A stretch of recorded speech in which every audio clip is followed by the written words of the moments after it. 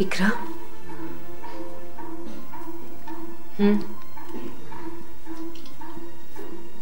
तू कोई फिक्र न कर, हम सब ये मुसीबत झेल लेंगे। फातिमा, गांव के पंडाल में बात खत्म हो जाती तो अच्छा था। ये थाना, कचहरी, अदालत, पुलिस,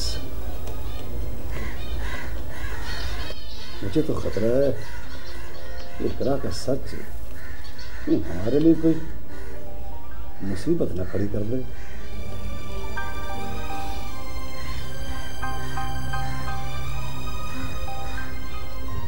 अगर बदरुद्दीन ने रास्ता रोक लिया तो? अगर उसने रास्ता रोकना होता तो हम गांव से बाहर होते। अल्लाह मियां बदरुद्दीन को हिदायत देगा, वो कुछ नहीं करेगा। अब देखें ना अब्बास, हमारी इकरा ने गांव वालों के सामने जो गवाही दी है उससे वो मुकर तो नहीं सकती ना। अदालत में भी जाके उसे यही गवाही दोहरानी होगी। जो होगा देखा जाएगा।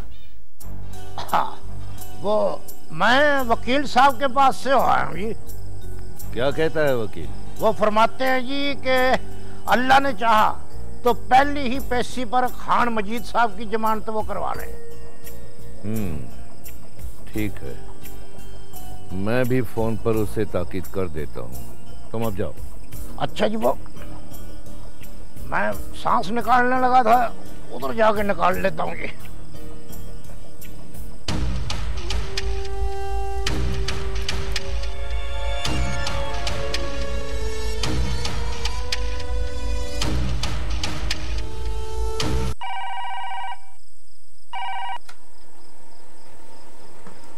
जी खान साहब। जी अरशद मुनीर साहब, अस्सलाम वालेकुम। वालेकुम अस्सलाम। क्या हाल हैं आपके? अल्लाह का करम, बिल्कुल ठीक हूँ। वो मजीद के मुकदमे के बारे में आपका क्या ख्याल है? अब फिक्र ना करें खान जी, सब ठीक हो जाएगा। सब ठीक नहीं होना चाहिए, सब खराब होना चाहिए। अब मेरी बात गौर से सुने वकील साहब।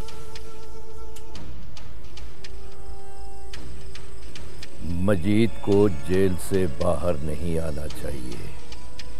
इस मुकदमे की पैरवी आप ही करेंगे, लेकिन आपके दलाइल कमजोर होने चाहिए। मैं जानता हूं आप सारी जिंदगी केसेस जीतते रहे हैं, लेकिन ये केस आपको हारने के लिए लड़ना पड़ेगा। जी? मैं चाहता हूं मजीद की लंबी सजा हो। जितने साल उसकी कैद होगी, ठीक उतने ही लाख मैं आपकी फीस अदा कर दूंगा। Thank you.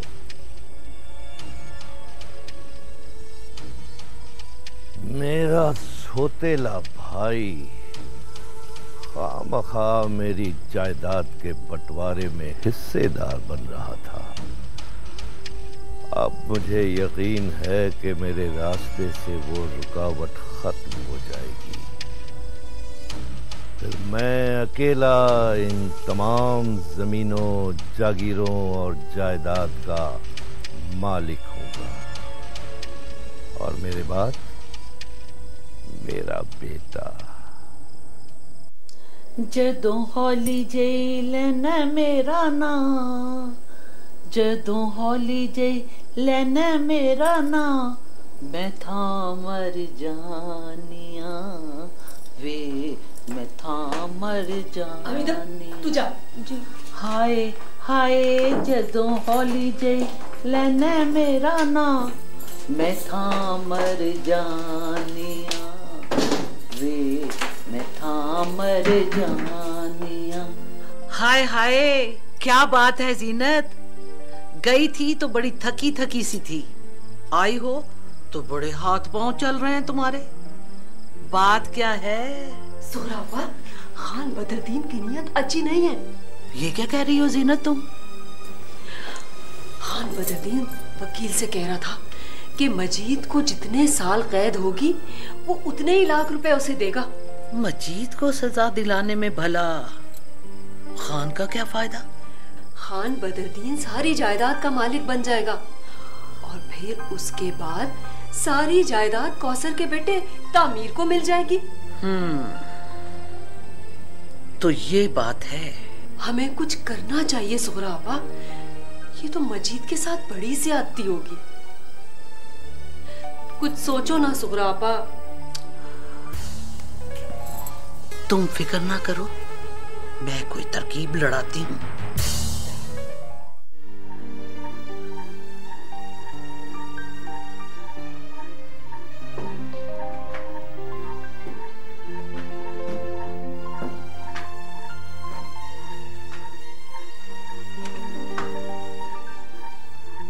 इकरा,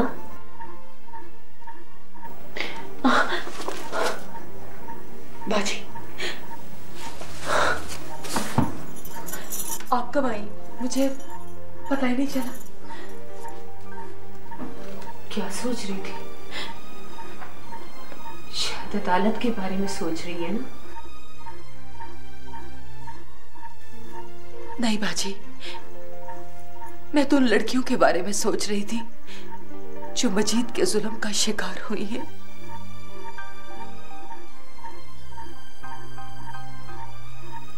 बाजी, मुझे समझ में नहीं आता कि ये लोग औरतों के साथ भेड़ बकरियों वाला सलूक क्यों करते हैं।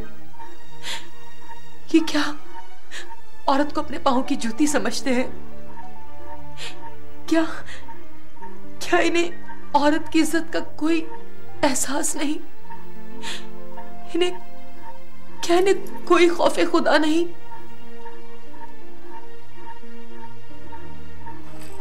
अल्लाह की लाठी बहुत बेआवाज है इकरा। उनका रास्ता रोकने वाला भी कोई ना कोई आ ही जाएगा। उनका रास्ता इंशाल्लाह मैं रोकूंगी बाजी। मैंने अहद किया है कि मैं इस गांव में स्कूल खोलूंगी ताकि इस गांव की लड़कियां पढ़ लिख कर उन जालिमों के सामने खड़ी हो सके।